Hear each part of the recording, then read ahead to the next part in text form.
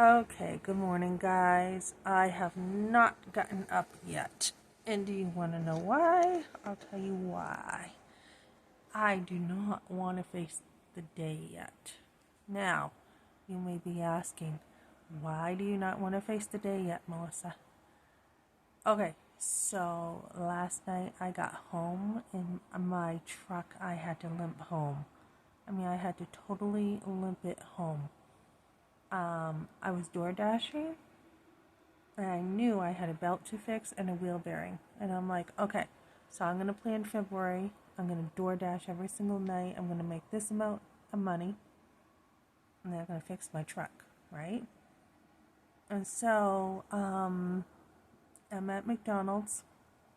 And all of a sudden, my truck starts acting weird. So I barely could drive it home. Luckily, I wasn't even a mile, maybe a mile away from home. The thing just barely made it.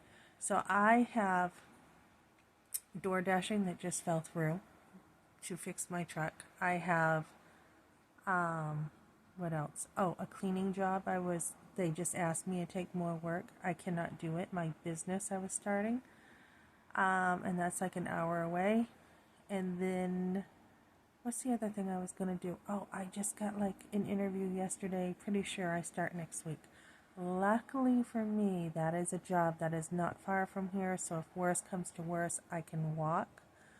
But on absolutely zero, I have bills to pay.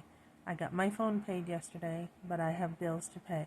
So I am just like, what am I going to do? So this is tough stuff for mothers, right? Especially if you're single.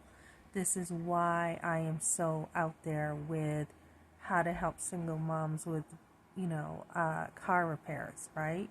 Because without your vehicle, it makes life much harder to get around. So, what I do when I have a crisis, and this is a challenge for me. I don't mind some challenges. I don't know. All my life, I'm like, okay, this is a challenge. This is a challenge. How am I going to do this? How am I going to solve this?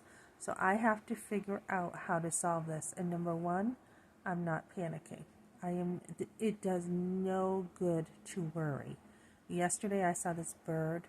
It's like I always see these birds around here. And, God tells us not to worry. He doesn't want us to worry. He says you are of more value than these birds, right? So number one, do not panic, do not worry when you have financial crises, and there are many as a mom. Two, have the assurance to know that you've seen God work before and He will work again for you. So do not panic. I'm telling you, I have no money for rent coming up. I have no money for food. I have no money for nothing. So how am I going to deal with this? So I have no job. I have nothing right now, and my truck just went. So I have to figure out how am I going to deal with this.